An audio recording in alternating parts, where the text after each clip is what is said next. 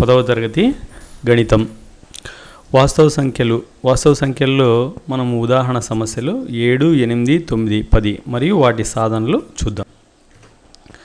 So ముందుగా ఉదాహరణ 7 √2ని కరణీయ సంఖ్య అని నిరూపించండి. సో √2ని కరణీయ సంఖ్య అని నిరూపించడానికి మనము పరోక్ష పద్ధతి ద్వారా నిరూపిస్తాం అన్నమాట. సో పరోక్ష పద్ధతి అంటే ఏమి, ఇక్కడ √2 కరణీయ సంఖ్య కాబట్టి దాన్ని అకరణీయ సంఖ్యగా తీసుకుంటాం. సో నిరూపణ కింద మనము √2 అనేది ఒక అకరణీయ సంఖ్య అనుకున్నాము. ఇక్కడ అకరణీయ సంఖ్య అంటే p/q రూపంలో ఉంటుంది కాబట్టి √2 r/s. ఇక్కడ r మరియు sలు రెండు పూర్ణ సంఖ్యలు అయితే మరియు s అనేది ≠0. మనము అకరణీయ సంఖ్య నిర్వచనం ప్రకారము ఇది తీసుకుంటే ఈ విధంగా r మరియు sలు రెండు పూర్ణ సంఖ్యలు, s is ≠0 అయ్యేటట్టు వ్యవస్థితం అవుతుంది.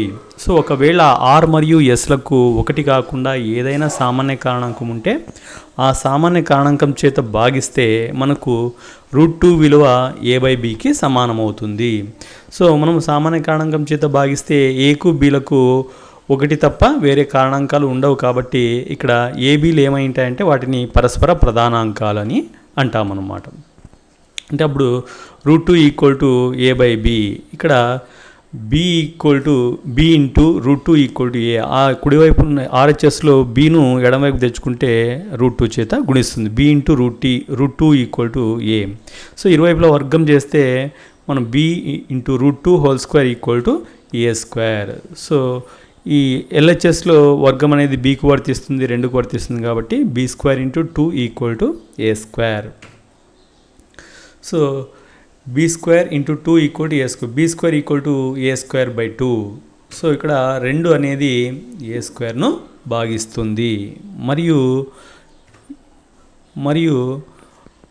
ఏను కూడా 2 భాగిస్తుంది. కావున 2 అనేది 2 చేత భాగిస్తుంది కాబట్టి a²ను 2 భాగిస్తుంది కాబట్టి అంటే ఏను కూడా 2 భాగిస్తుంది అంటే అర్థమేమి, a 2c రూపంలో ఉంటుంది. ఇక్కడ ఏ విలువను కూడా 2 భాగిస్తుంది అంటే ఏ విలువ ఏమైంటుంది, 2 యొక్క గుడిజ రూపంలో ఉంటుంది కాబట్టి మనము a 2cగా తీసుకుంటామన్నమాట. సో ఈ c అనేది ఒక పూర్ణాంకంగా భావిస్తే a 2c విలువని మనము b² a²/2లో ప్రతిక్షేపిస్తే సో ఈ విధంగా రాసుకోవచ్చు. సో b² ఇక్కడ a విలువ 2c కాబట్టి 2c² రాసుకోవచ్చు. అంటే ఏ స్థానంలో మనం ఏం చేసాము, 2cని ప్రతిక్షేపించాము. సో అప్పుడు b² 4c²/2. 2 చేత భాగిస్తే 2 కాబట్టి క్యాన్సర్లు. సో b² 2c² అవుతుంది. ఆ 2ని ఎడమవైపు తెచ్చుకుంటే b²/2 c²గా రాసుకోవచ్చు. సో అంటే దాని అర్థం ఏమి, మనం ఎడమవైపు LHSను అబ్జర్వ్ చేస్తే b²ను 2 భాగిస్తుంది కాబట్టి bను కూడా 2 భాగిస్తుంది. అందువల్ల a మరియు bలకు 2 ఒక సామాన్య కారణాంకము అయింది. సో కాబట్టి కానీ మనకేం తెలుసు, a మరియు bలు పరస్పర ప్రధానాంకాలు మరియు ఒకటి తప్ప వీటికి ఎటువంటి ఉమ్మడి కారణాంకాలు లేనందున మనం ప్రతిపాదించినటువంటి √2 అనేది అకరణీయము అనే భావన విరుద్ధతకు దారితీస్తుంది అన్నమాట. సో కాబట్టి అందుచేత √2 అనేది మనం ఏం చెప్పొచ్చు, ఒక కరణీయ సంఖ్యగా నిరూపించవచ్చు. నెక్స్ట్ ఉదాహరణ 8 5 - √3 అనేది ఒక కరణీయ సంఖ్య అని నిరూపించండి అన్నాడు. సో దీని సాధనం అని చూసినట్టయితే మనము నిరూపించాల్సినటువంటి భావనకు విరుద్ధంగా సో 5 - √3 అనేది ఒక అకరణీయ సంఖ్యగా తీసుకుందాం. సో మనం ఇక్కడ పరోక్ష పద్ధతిలో నిరూపణ చేస్తున్నాం కాబట్టి మనం నిరూపించవలసిన భావనకి విరుద్ధంగా 5 - √3ని ఒక అకరణీయ సంఖ్యగా తీసుకుంటే అకరణీయ సంఖ్య ఏ రూపంలో ఉంటుంది, p/q రూపంలో కాబట్టి 5 - √3 a/bగా తీసుకుంటాం. ఇక్కడ a, bలు పరస్పర ప్రధానాంకాలు అంటే a, bలకు ఒకటి తప్ప వేరే ఇతర కారణాంకాలు ఉండవు కాబట్టి మనం ఇక్కడ a, bలు పరస్పర ప్రధానాంకాలుగా తీసుకుంటాం. సో b is ≠0 అంటే b అనేది హారము 0కి సమానము కాకూడదు. అప్పుడు ఏమవుతుంది, a/bని కుడివైపు ఉన్న a/bని ఎడమవైపుకు, √3ని కుడివైపు తీసుకెళ్తే 5 - a/b √3 అవుతుంది. సో ఇప్పుడు మనము ఈ ఎల్హెచ్ఎస్ను ఆర్హెచ్ఎస్ను తారుమారు చేస్తే, అంటే సమీకరణంను మనం తారుమారు చేస్తే √3 = 5 - a/bగా రాయవచ్చు అనమాట. సో ఇక్కడ అబ్జర్వ్ చేస్తే 5 - a/bని ఈ విధంగా రాయవచ్చు. సో √3 = 5 - a/bని సింప్లిఫై చేస్తే, సూక్ష్మీకరిస్తే 5b - a/bగా రాసుకుంటాం. ఇక్కడ ఏబీలు పూర్ణ సంఖ్యలు అనుకున్నాం కాబట్టి 5b - a/b దీని విలువ ఒక అకర్ణీయ సంఖ్య అవుతుంది.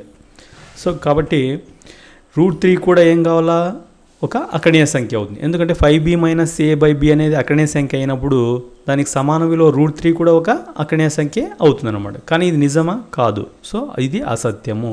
ఎందుకంటే √3 అనేది ఒక కర్ణీయ సంఖ్య కాబట్టి ఈ భావన ఏర్పడడానికి మనము ఊహించినటువంటి ప్రతిపాదన 5 - √3 ఒక అకర్ణీయ సంఖ్య అనే భావన అనేది తప్పు. అంటే ఇది ఒక విరోధాభాసం అవుతుంది. సో కాబట్టి 5 - √3 అనేది ఒక కర్ణీయ సంఖ్యగా మనము చెప్పవచ్చు. నెక్స్ట్ ఉదాహరణ 9. సో 3 × √2 3√2 అనేది ఒక కర్ణీయ సంఖ్య అని నిరూపించండి అన్నాడు. దీని సాధన చూసినట్టయితే మనము నిరూపించాల్సిన భావనకు విరుద్ధంగా, అంటే పరోక్ష పద్ధతిలో ఏమనుకోవాలి, మనము 3√2 అనేది ఒక అకర్ణీయ సంఖ్యగా ఊహిస్తాం లేదా అనుకునము. సో ఏబీలు పరస్పర ప్రధాన సంఖ్యలు మరియు b ≠ 0 అయ్యేటట్టు తీసుకుంటే 3√2 విలువ a/bకి సమానమవుతుంది. సో ఇక్కడ ఈ 3 ఎడమవైపు ఎల్హెచ్ఎస్లో 3ని మనం కుడివైపుకు ట్రాన్స్పోజ్ చేస్తే, అంటే తీసుకెళ్తే √2 = a/3bగా a/3bగా రాసుకోవచ్చు అనమాట. ఇక్కడ 3 a మరియు bలు పూర్ణ సంఖ్యలు కాబట్టి a/3b అనేది ఒక అకర్ణీయ సంఖ్య అవుతుంది. a/3b అనేది ఒక అకర్ణీయ సంఖ్య అయితే √2 కూడా ఒక అకర్ణీయ సంఖ్య అవ్వాలి. కానీ ఇది అసత్యం. ఎందుకంటే √2 అనేది ఒక కర్ణీయ సంఖ్య అనే సత్యానికి ఇది విరుద్ధ భావన. సో అందుచే ఇది ఒక విరోధాభాసము. సో కాబట్టి మనం ఏం చెప్పొచ్చు, 3√2 అనేది కర్ణీయ సంఖ్య అని చెప్పవచ్చు. ఈ విధంగా మనము 3√2 అనేది ఒక కర్ణీయ సంఖ్యగా నిరూపించవచ్చు అన్నమాట. నెక్స్ట్ ఉదాహరణ 10.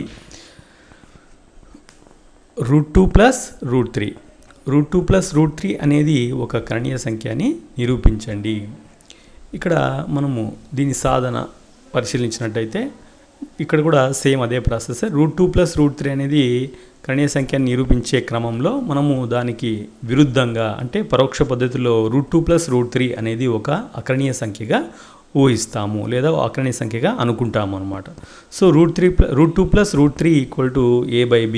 ఇక్కడ కూడా ఏబీలు పూర్ణ సంఖ్యలు మరియు b ≠ 0 అయ్యేటట్టు తీసుకుంటే అప్పుడు √2 ఆ √3ని మనము కుడివైపుకు ట్రాన్స్ఫర్ చేస్తే లేదా తీసుకెళ్తే a/b - √3గా రాసుకోవచ్చు. ఇప్పుడు ఇరువైపుల వర్గం చేస్తే మనం ఏం చేయొచ్చు, √2² a/b - √3². ఇక్కడ √2² విలువ ఏమవుతుంది, 2గా రాసుకోవచ్చు. ఆర్హెచ్ఎస్లో ఇది a - b² రూపంలో ఉంది కాబట్టి x - y² ఈ రూపంలో ఉన్నదాన్ని విస్తరిస్తే x² + y² - 2xyగా రాసుకోవచ్చు. సో x స్థానంలో a/b ఉంది కాబట్టి దీన్ని a²/b²గా రాసుకోవచ్చు. ప్లస్ y² అంటే ఇక్కడ √3² అంటే 3గా రాసుకోవచ్చు అనమాట. సో -2 × xy 2 × x అంటే ఏమి, ఇక్కడ x స్థానంలో a/b ఉంది, y స్థానంలో √3 ఉంది. సో కాబట్టి 2 = a²/b² + 3 - 2 × a/b × √3గా రాసుకోవచ్చు అనమాట. సో ఇక్కడ 2 ×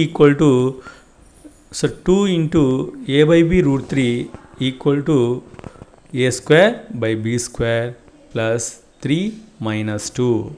ఇక్కడ 3 - 2 విలువ 1గా రాసుకోవచ్చు అనమాట. So 2 × a/b √3 = a² + b² + 3 - 2 value 1. 2 × a/b × √3 మనం ఆర్హెచ్ఎస్ సింప్లిఫై చేస్తే దీన్ని a² + b² /b²గా రాసుకోవచ్చు అనమాట. సో ఇక్కడ ఎడంవైపు 2 ఇంటూ ఏ బై బీని కుడివైపు తీసుకెళ్తే బి బై 2ఏగా రాయవచ్చు. అంటే A square plus B square into by B square into B by 2a. So √3 equal to ఇక్కడ బీబీ క్యాన్సిల్ అయిపోతే ఇంకో 1b ఉంటుంది కాబట్టి A square plus B square by హారము 2 ఇంటూ ఏ ఇంటూ బీగా రాయవచ్చు. ఇక్కడ ఏబీలో ఒకవేళ పూర్ణ సంఖ్యలు అనుకుంటే so A square plus B square by 2ab అనేది ఒక అకరణీయ సంఖ్య అవుతుంది. So A square plus B square by 2ab అకరణీయ సంఖ్య అయితే √3 కూడా ఏమవుతుంది, ఒక అకరణీయ సంఖ్య అవుతుందన్నమాట. ఇది అసత్యము.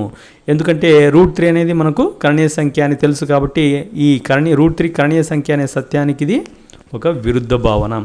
అందుచే ఇది ఒక విరోధాభాసం. సో దీనిని మనము √2 ప్లస్ √3 అనేది ఒక కరణీయ సంఖ్యగా